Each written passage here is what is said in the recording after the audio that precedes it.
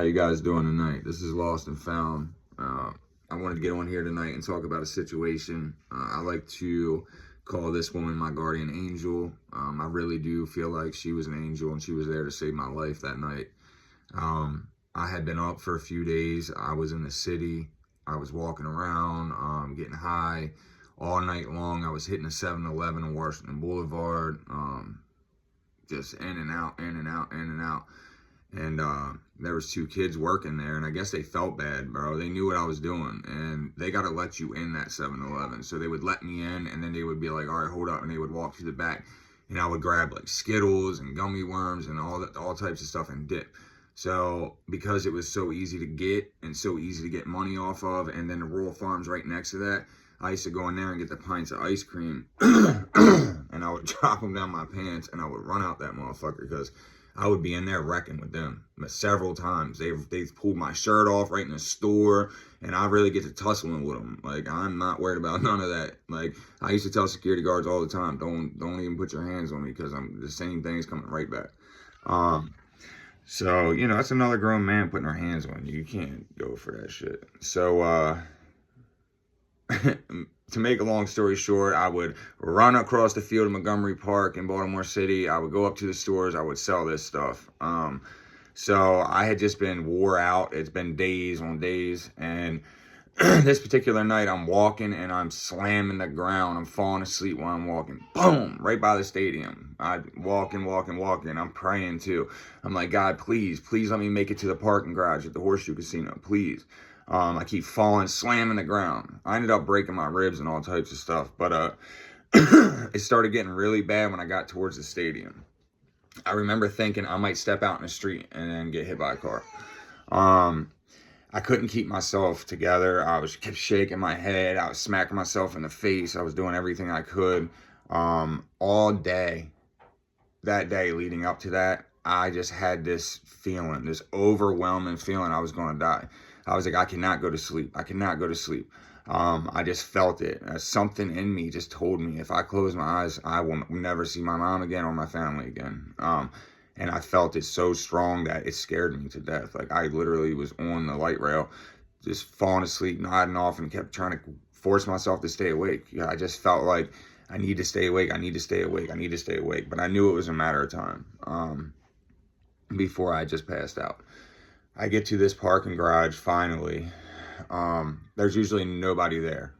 This particular night, there was a lady there. She was like Puerto Rican. They come from like a really strong background and of taking care of people, you know. And I seen her. She seen I was in rough shape, and I broke down. I'm like, please don't let me die.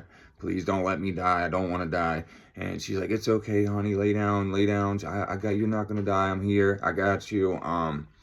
And I remember she had expensive clothing on, like Milano and True Religion stuff. And she laid it all down on the floor for me to lay down on. I'm used to laying in alleys and dirt, like whatever, you know, eating out of trash cans. Like I was really down. I was really down at the bottom. So she laid there with me all night. She rubbed my head. I kept waking up and then I was in and out of consciousness, in and out of these dreams, and I kept visioning like God was putting all these images in front of me. Like all the times I was like, God, I don't want to be here anymore. I want to die.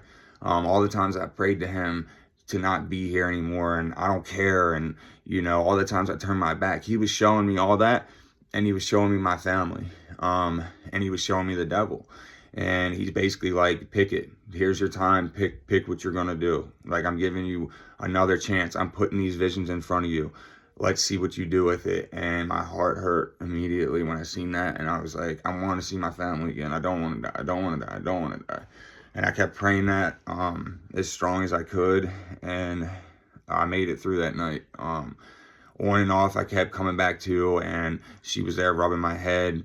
I had asked her if she could get me some cigarettes. I don't want to disclose too much, but her son was the security guard around there, and they were going through problems. So she was staying at the Horseshoe Casino in the parking garage during his shifts at work. And that's how all this came about. I had woke up at one point, and she was arguing with him, and I heard her say, you know, we have a strong family ties. We don't do this. We don't leave people to suffer. I'm going to be here for this kid. I'm going to stand by his side as long as he needs me. She was like, you don't remember when you were laying in the kitchen floor crying as a baby and I was sitting there holding you and comforting you all through the night? She was like, he needs my comfort. And I remember hearing that from afar, and I remember like visioning it and going back out. And she was getting me cigarettes and bringing them to me. Whatever I asked her for, it didn't matter what it was. She was going out and finding it and bringing it back. And I would come to, and she was there rubbing my head. She didn't want me to leave. Once I was good and on my feet, I knew I was hungry, one. Two, I knew I had to get some drugs. I was starting to get sick. So she gave me her clothes. She gave me the clothes off her back to keep me warm, and it was pouring down rain. I went straight across the street to the Royal Farms at the Horseshoe Casino, and when I did, I went in there, I stole some chips, I think it was, and I ran down towards the railroad tracks behind the Royal Farms. I went down the street, and I got myself together, and I had ran into this lady a couple more times. I called her that night. I said, you are my guardian angel. You stuck by my side throughout the night and made sure I was okay and I was safe, and you prayed over me. And she did. I truly believe she's a guardian angel. I believe God put her there that night.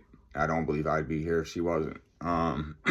Also, you know, I seen her, like I said, a few times, and she will run up to me when I was in the street and I was still struggling, and tell people, she's like, I'm his angel, I'm his guardian angel, I'm his guardian angel. Like, we both understood it, we both felt it, we both knew it.